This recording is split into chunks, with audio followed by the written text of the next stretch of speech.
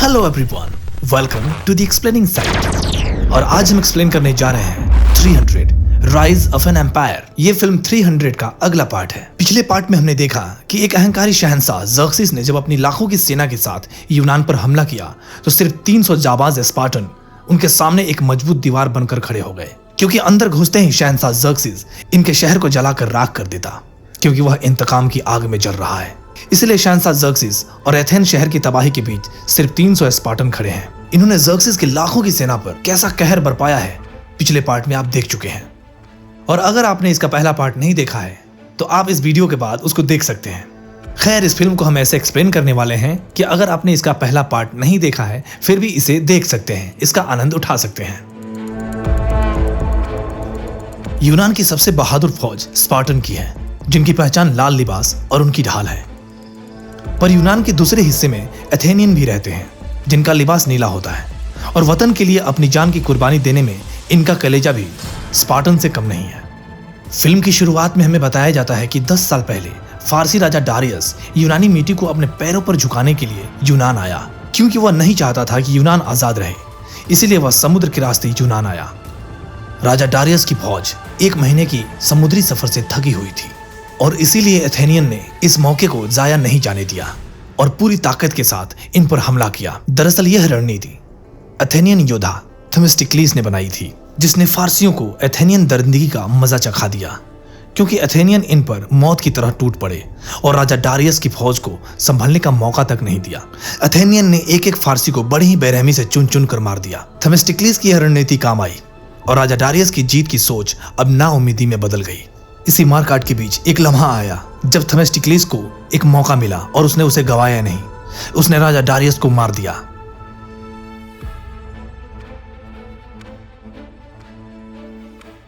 पर थेमिस्टिक्लीस समझ गया था कि उसने गलती कर दी है, क्योंकि उसने राजा डारियस के बेटे ज़र्क्सिस की आंखों में इंतकाम की आग देख ली है। इसके बाद के सीन में दिखाया जाता है कि राजा डारियस वापस लौट आया है और वो मौत की दहलीज पर है, इसीलिए उसके सभी सिपह सालार को उसके पास बुलाया जाता है। इन सभी सिपह सालार में सबसे खास, सबसे महान थी जल सेना सिपह सालार आर्टिमिशिया। आर्टिमिशिया को राजा डारियस अपनी बेटी मानता था। राजा डारियस मरने से पहले अपने बेटे ज़र्क्सिस से कहता है, उन यूनानियों को सिर्फ देवता ही हरा सकता है। अगले सीन में दिखाया जाता है कि आर्टिमिशिया ज़र्क्सिस से कहती है कि तुम्हारे बाबा ने कहा है कि यूनानियों को सिर्फ देवता ही हरा सकता है, इसीलिए अब तुम देवता बनोगे। फिर दिखाया जाता है कि आर्टिमिशिया ज़र्क्सिस को देवता बनाने के लिए दुनिया भर के कोने कोने से जादूगर और तांत्रिकों को बुलाई है। ये जादूगर नौजवान ज़र्क्सिस पर जादू टोना करके उसे रेगिस्तान में भटकने के लिए छोड़ देते हैं। फिर दिखाया जाता है कि जब वह तांत्रिक की एक गुफा में पहुंचता है तो वह अपने आप को पूरी तरह से शैतानी ताकतों को समर्पित कर देता है। इसके बाद जब वहां से वह निकलता है तो उसमें ज़र्क्सिस का कोई भी पुराना अंग नहीं, वह पूरी तरह से इंसानियत से खाली है, क्योंकि उसने अब एक देवता का रूप ले लिया है। इधर आर्टिमिशिया ने महल के अंदर ज़र्क्सिस के आने से पहले ही उसके सारे शुभचिंतकों को मार दिया है जो उसे सही रास्ते पर ला सकते थे। और जब दिव्य सम्राट ज़र्क्सिस लोगों के सामने आया तो उसने पूरे यूनान के खिलाफ जंग का ऐलान कर दिया। दरअसल ज़र्क्सिस से ज्यादा इस जंग की चाहत आर्टिमिशिया को थी। दूसरी तरफ यह खबर जब एथेनियन को पता चलती है तो उनमें अफरा तफरी मच जाती है। कुछ कहते हैं कि हमें अमन की बात करनी चाहिए। थेमिस्टिक्लीस कहता है कि फारसियों की 10 लाख से भी बड़ी की फौज है जो यूनान के मुहाने पर जंग के लिए तैयार है। वो किसी को भी जिंदा नहीं छोड़ेंगे। अमन सिर्फ एक ही सूरत में कायम हो सकता है कि अगर हम सब एक हो जाएं, पूरा यूनान एक हो जाए, क्योंकि सिर्फ एथेनियन और यहाँ तक कि सिर्फ स्पार्टा भी इतनी बड़ी फौज का मुकाबला नहीं कर सकते। इसलिए हम सबको एक होना होगा, क्योंकि फारसी हमला दोनों तरफ से होगा, समुद्री और जमीन की तरफ से। इसीलिए आपके पास जितने भी जहाज हैं उन्हें समुद्री किनारे पर भेजो और मैं खुद जाकर के स्पार्टन से मदद मांगूंगा। इधर हम देखते हैं कि ज़र्क्सिस की विशालकाय फौज भी यूनान की तरफ तेजी से बढ़ रही है और तभी आर्टिमिशिया बताती है कि एथेनियन गठबंधन बनाने की कोशिश कर रहे हैं। उन्हें लगता है कि वह सब एक साथ मिलकर हमें हरा सकते हैं, जिस पर ज़र्क्सिस कहता है कि बस ये समुद्र पार हो जाए, उसके पास जमीन पर फौज की कमान मैं संभालूंगा। मैं यूनान के बुजदिलों को दिखाऊंगा कि हम उनकी गुस्ताखी भूले नहीं हैं।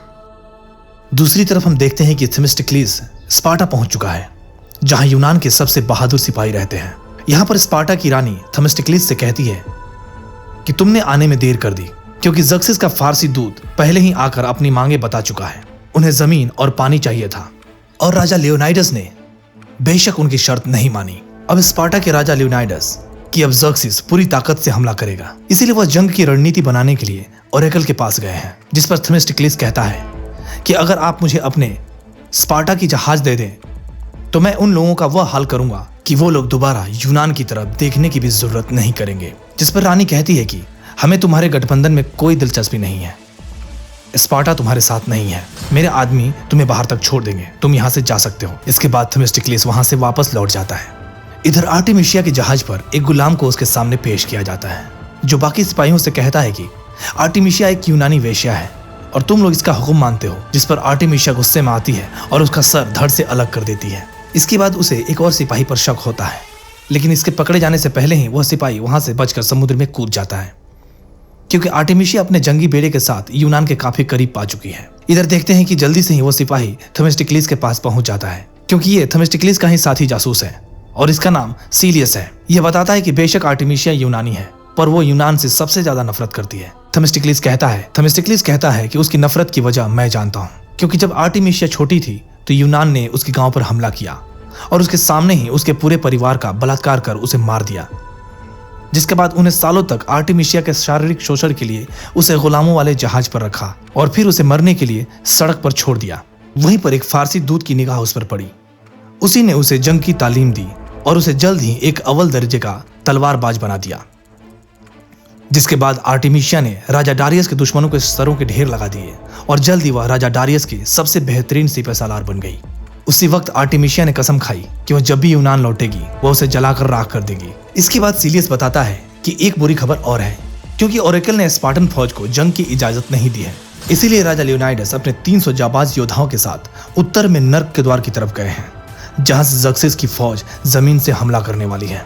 तो अब एथेंस शहर और मुकम्मल तबाही के बीच खड़े हैं सिर्फ राजा लियोनाइडस और उनके 300 सिपाही। इसलिए थेमिस्टिक्लिस इधर जल्द ही जंग की तैयारी करना शुरू कर देता है। यहाँ थेमिस्टिक्लिस देखता है कि यहाँ पर सीलियस का बेटा भी है, जो कहता है कि मैं लड़ना चाहता हूँ आपके साथ मिलकर। जिसके बाद थेमिस्टिक्लिस अपने साथियों से कहता है कि फारसियों के जहाज हमसे बहुत ज्यादा बड़े और ताकतवर हैं, लेकिन हमारे जहाज छोटे होने की वजह से तेजी से मुड़ सकते हैं, जिसका हम भरपूर फायदा उठाएंगे। इधर आर्टेमिशिया कहती है कि जो भी कमांडर अपनी काबिलियत साबित करेगा उसकी जगह मेरे साथ होगी। जिस पर कमांडर ने कहता है कि मैं अपनी जान पर भी खेलकर आपको जीत दिलाऊंगा। इधर दिखाया जाता है कि थेमिस्टिक्लिस भी अपने सिपाहियों का हौसला अफजाई करता है कि आज तुम्हारे इम्तिहान का दिन है, और दूसरी तरफ दुश्मन भी गुलामों पर कोड़े बरसाकर अपने जहाज को उनकी तरफ तेजी से बढ़वाकर थेमिस्टिक्लिस की तरफ जा रहे हैं। थेमिस्टिक्लिस अपने जहाज पर अपना चक्रव्यूह तैयार कर रहा है। वो कहता है कि फारसी जहाज बीच में से कमजोर है, इसीलिए ये लोग अपने जहाज को उनके बीच में घुसलकर तोड़ने लगते हैं।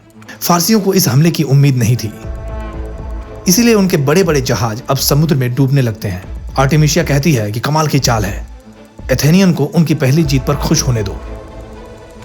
जबकि इधर थेमिस्टिक्लिस कहता है कि आज तो हम लोग अच्छे से जीत गए, अच्छे से लड़े, पर कल हमें पूरी ताकत की जरूरत पड़ेगी। इधर आर्टेमिशिया अपने कमांडर की नाकामी पर उसे समुद्र में डुबा देती है। इसके बाद इसका साथी बताता है कि हमारे 75 जहाज डूब चुके हैं, 30 पूरी तरह से तबाह हो चुके हैं। साथ ही वह बताता है कि यूनानी फौज का कमांडर वही थेमिस्टिक्लिस है जिसने शहंशाह डारियस के सीने में तीर दागा था। जिस पर आर्टेमिशिया कहती है कि दुश्मन ने तो जंग में अपनी अक्लमंदी का सबूत दे दिया, क्या तुम में से कोई ऐसा है? जिस पर कमांडर कसाने कहता है कि अगला हमला मैं करूंगा, कल सूरज डूबने से पहले जीत आपके कदमों में होगी। अगली सुबह दिखाया जाता है कि थेमिस्टिक्लिस भी पूरी तरह से तैयार है और कमांडर कसाने भी अपनी पूरी ताकत के साथ गरूर में उन्हें कुचलने के लिए आगे बढ़ता है।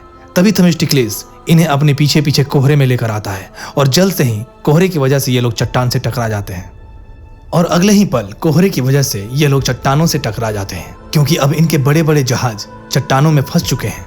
तभी एथेनियन फौज इन पर शिकारियों की तरह टूट पड़ती है और बड़ी ही बेरहमी से इन लोगों को मारने लगती है। खूनी जंग शुरू हो जाती है, कुछ अपने भी मारे जाते हैं, लेकिन थेमिस्टिक्लिस की फौज इस इलाके का पूरा फायदा उठाती है और दुश्मन कुछ समझ पाए उससे पहले ही उन्हें मौत के घाट उतारने लगती है। इसी मारकाट के बीच सीलियस अपने बेटे को देखता है, जो इसकी इजाजत के बगैर यहाँ लड़ रहा है। वह अपने पिता से कहता है कि एक मर्द की जिम्मेदारी होती है कि वह अपने परिवार और वतन को हिफाजत रखे। दूसरी तरफ हम देखते हैं कि आर्टेमिशिया का कमांडर भी घिर चुका है, उसके सिपाही मारे जा रहे हैं, लेकिन फिर भी वह आखिरी दम तक लड़ रहा है। और इसी बीच थेमिस्टिक्लिस इसके सामने आता है और एक ही बार में इसके सर के 2 टुकड़े कर देता है। इस तरह से आर्टेमिशिया को दूसरी बार शिकस्त मिलती है। इस हार के बाद आर्टेमिशिया कहती है कि थेमिस्टिक्लिस को जाकर के मेरा पैगाम दो, उससे कहो कि आकर के मुझसे मिले। दूसरी तरफ हम देखते हैं कि थेमिस्टिक्लिस और उसके सिपाही जीत का जश्न मना रहे हैं। तभी आर्टेमिशिया का आदमी आकर कहता है आर्टेमिशिया का जहाज सामने वाले समुद्र में लंगर डाल रहा है, वो थेमिस्टिक्लिस से मिलना चाहती हैं। इस बात पर थेमिस्टिक्लिस भी उसकी बात मान जाता है और आर्टेमिशिया से मिलने चला जाता है। अगले सीन में हम देखते हैं कि आर्टेमिशिया और थेमिस्टिक्लिस आमने सामने हैं। थेमिस्टिक्लिस कहता है कि मैंने जैसा सुना था तुम्हारा जहाज उससे भी ज्यादा खूबसूरत है। आर्टेमिशिया कहती है कि मेरे आदमी बता रहे थे कि जंग में शहंशाह डारियस को तुमने ही मारा था, पर तुम्हारी इस गलती की कीमत अब पूरा यूनान चुकाएगा। मारे गए हर एक यूनानी के लिए तुम्हें मेरे 1000 आदमी मारने पड़ेंगे।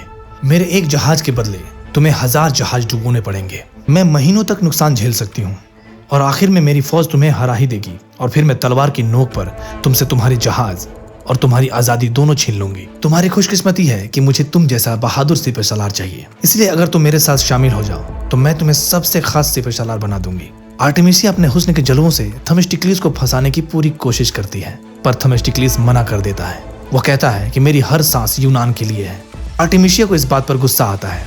दूसरे सीन में हम देखते हैं कि थेमिस्टिक्लिस वापस आ गया है और अपने साथियों से कहता है कि कल आर्टेमिशिया अपनी पूरी ताकत से हमला करेगी। फिर हम देखते हैं कि आर्टेमिशिया अपनी पूरी फौज के साथ थेमिस्टिक्लिस और उसकी फौज पर समुद्र की गहराइयों में दफन करने के लिए हमला करती है। इसके दानव लोहे के जहाज को घुमाकर उसका तेल समुद्र में मिला रहे हैं।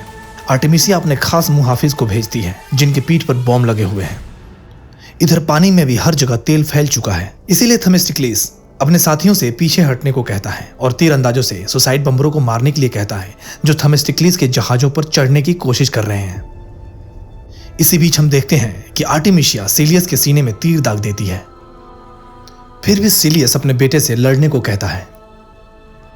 तभी वो राक्षस इन पर जलते हुए गोले फेंकने लगते हैं जिसमें पानी में हर जगह आग लग जाती है और ये लोग जैसे ही उस दानव को मारते हैं वो दानव जलते हुए तेल में गिर जाता है, जिससे तेल का जहाज फट जाता है और उसी में थेमिस्टिक्लिस के कई सारे जहाज तबाह हो जाते हैं। थेमिस्टिक्लिस के कई सारे सिपाही मारे जाते हैं, पर खेल अभी भी खत्म नहीं हुआ है। आर्टेमिशिया एक सुसाइड बॉम्बर पर निशाना दाग देती है जिससे थेमिस्टिक्लिस का जहाज भी तबाह हो जाता है। फिर दिखाया जाता है कि आखिरकार आर्टेमिशिया ने थेमिस्टिक्लिस और उसकी फौज को समुद्र की गहराइयों में दफन कर ही दिया। पर थोड़ी देर बाद हम देखते हैं कि थेमिस्टिक्लिस जिंदा बच गया है, पर इस हमले के बाद इसके पास सिर्फ चंद सिपाही ही जिंदा बचे हैं, बाकी सब के सब मारे जा चुके हैं। दूसरी तरफ हम देखते हैं कि ज़र्क्सिस को भी अब यूनान के एथेंस शहर में घुसने का रास्ता मिल चुका है। अगर आपने इस फिल्म का पहला पार्ट नहीं देखा तो इस वीडियो के बाद जरूर देख लीजिएगा, जिसमें ज़र्क्सिस और स्पार्टा के राजा लियोनाइडस की पूरी कहानी है। फिल्म का नाम है 300। खैर, इस कहानी को आगे बढ़ाते हैं। इधर ज़र्क्सिस कुबड़े एफोल्ट से कहता है लियोनाइडस की तलवार लो और ले जाओ, उन्हें बताओ कि मैं आने वाला हूँ। जल्द ही उनका जगमगाता शहर तारीख के पन्नों से मिटने वाला है। इसके बाद दिखाया जाता है कि एफोल्ट एथेन आता है। यह थेमिस्टिक्लिस कहता है कि इस तलवार को तुम्हारे ही खून से रंग दूंगा। एफोल्ट कहता है कि मेरी विनती है, आप मेरा कहना मानो। ज़र्क्सिस इस पूरे शहर को जला देगा, जिस पर थेमिस्टिक्लिस कहता है कि तू अपने सम्राट ज़र्क्सिस जाके कह दे कि कल हम अपने बचे कुचे जहाज लेकर सोलोमन की समुद्री खाड़ी में रहेंगे। यह किस्सा हमेशा के लिए खत्म कर देंगे। इसके बाद थेमिस्टिक्लिस स्पार्टा में आकर के रानी से कहता है कि ये वक्त स्पार्टन की शहादत पर आंसू बहाने का नहीं, बल्कि उनकी कुर्बानी का बदला लेने का है, क्योंकि उनकी कुर्बानी हार नहीं थी, वह एक शानदार जीत थी जो पूरे यूनान को एक करके रख देगी। इधर हम देखते हैं कि ज़र्क्सिस की फौज ने एथेंस शहर को जलाकर राख कर दिया है और बचे कुचे सिपाहियों और औरतों के साथ ये लोग जानवरों से भी बदतर सलूक कर रहे हैं। अपने बदले की आग में ज़र्क्सिस इस पूरे शहर को जलाकर उनकी लाशों पर बैठा है। तभी एफोल्ट आकर कहता है, मेरे मालिक, एथेनियन का बच्चा कुचा समुद्री बेड़ा सोलोमन की खाड़ी में है, जिसका कमांडर थेमिस्टिक्लिस है। यहाँ आर्टेमिशिया कहती है कि वह मर चुका है। एफोल्ट कहता है कि मैंने उसे अपनी आंखों से देखा है, वह जिंदा है। आर्टेमिशिया कहती है कि हम इसी वक्त उन पर हमला करेंगे, पर ज़र्क्सिस कहता है कि यह उनकी चाल भी हो सकती है। फिर आर्टेमिशिया कहती है कि अब जंगी मामलों में क्या तुम मुझे सलाह दोगे? ज़र्क्सिस को इस बात पर गुस्सा आ जाता है और आर्टेमिशिया को एक जोरदार थप्पड़ मार देता है। पर आर्टेमिशिया कहती है कि मैं अपनी पूरी सेना के साथ थेमिस्टिक्लिस पर हमला करने जा रही हूं, और तुम इस बात को मत भूलो कि तुम्हारे बचकाने सर पर ताज किसने रखा था, राजा साहब। ये बात बोलते हुए आर्टेमिशिया वहां से निकल जाती है। इधर थेमिस्टिक्लिस अपने साथियों से कहता है कि आज अकेले हम उस राक्षस का सामना करेंगे जिसका मनहूस साया हमारी जमीनों पर पड़ा है, जिन्होंने हमारे शहर एथेन को जलाकर राख कर दिया है। मैंने स्पार्टा से मदद मांगी थी कि वह ऐसे वक्त में हमारी मदद करेंगे, पर उनके मुताबिक वह पहले ही हमें बहुत कुछ दे चुके हैं। इस बात पर इसके साथी कहते हैं कि स्पार्टन के बिना हम कुछ नहीं, पर थेमिस्टिक्लिस कहता है कि हमारे पास सिर्फ 5 जहाज हैं। हम मजदूर और व्यापारी हैं जो जंग आने पर सिपाही बन गए हैं, तो चलो आज कंधे से कंधा मिलाकर दुश्मन का सामना करें। आज का दिन बहुत फख्र वाला है। दिखा दो उन्हें कि इतिहास के सुनहरे पन्ने कैसे लिखे जाते हैं, और यह भी दिखा दो उन्हें कि हम सर कटा लेंगे लेकिन कभी भी अपना सर झुकाएंगे नहीं। इसके बाद थेमिस्टिक्लिस अपने सिर्फ 5 जहाज के साथ दुश्मनों का सामना करने के लिए निकल जाता है। थेमिस्टिक्लिस कहता है कि जीतने की सिर्फ एक ही उम्मीद है कि अगर हम आर्टेमिसिया को मार दें तो उसके कमान के बिना उसकी जल सेना किसी भी काम की नहीं। इधर आर्टेमिसिया भी अपने सैनिकों से कहती है कि किसी पर भी रहम मत करना, आज सर या तो झुकेंगे या कटेंगे। अगले सीन में हम देखते हैं कि दोनों जहाज आपस में टकरा जाते हैं। जाबाज एथेनियन दुश्मनों पर टूट पड़ते हैं और जल्द ही खून और मौत का नंगा नाच शुरू हो जाता है, क्योंकि आर्टेमिसिया और उसके जाबाज एथेनियन के खून के प्यासे हैं, जीत को किसी भी उम्मीद में हासिल करना चाहते हैं। इधर एथेनियन की जीत की एक ही उम्मीद है, आर्टेमिसिया की मौत। इसीलिए थेमिस्टिक्लिस अपने तेज घोड़े के साथ जल्द ही दुश्मनों को मारते हुए उसके करीब जाने की कोशिश करता है, पर उससे पहले थेमिस्टिक्लिस को आर्टेमिसिया के मुहाफिज से लड़ना पड़ता है। इसीलिए थेमिस्टिक्लिस अकेला ही उन सब को मारने लगता है। थेमिस्टिक्लिस आर्टेमिसिया के पास पहुंचता है। थेमिस्टिक्लिस के लिए आर्टेमिसिया की रफ्तार का सामना करना बहुत ही मुश्किल है, क्योंकि वह अव्वल दर्जे की तलवारबाज है। जल्द ही ये दोनों एक दूसरे को तलवार की नोक पर ले लेते हैं। आर्टेमिसिया कहती है हथियार डाल दो या सर कलम कर लो। थेमिस्टिक्लिस कहता है कि गुलामी की जिंदगी से आजादी की मौत मंजूर है। तभी हम देखते हैं कि स्पार्टा की रानी सैकड़ों जहाज और स्पार्टन्स को लेकर के वहां आ जाती है। थेमिस्टिक्लिस कहता है कि तुम्हें घेरा जा चुका है, तुम्हारे खिलाफ पूरा यूनान एक हो चुका है। ऊपर से यह सारा नजारा ज़र्क्सिस देख रहा होता है। वह देख रहा होता है कि आर्टेमिसिया की गुस्से की कीमत पूरी जल सेना चुकाएगी। इधर थेमिस्टिक्लिस आर्टेमिसिया से कहता है कि मुझे एक औरत को मारने पर मजबूर मत करो, मैं तलवार हटा सकता हूं। पर आर्टेमिसिया भागने के बजाय लड़ते हुए मरना पसंद करती है, इसीलिए वह थेमिस्टिक्लिस के हाथों वहीं पर मारी जाती है। और अब स्पार्टन इन फारसियों पर भूखे शेरों की तरह से टूट पड़ते हैं। और इसी के साथ यह फिल्म यहीं पर खत्म होती है। अगर आपने इसका पहला पार्ट 300 अभी तक नहीं देखा है तो प्लीज जाकर देख लीजिए। हमारी ये वीडियो आपको कैसी लगी कमेंट में जरूर बताएं। हमारे चैनल को सब्सक्राइब करें, लाइक करें और शेयर करें। मिलते हैं अगले वीडियो में, तब तक के लिए बाय बाय, टेक केयर।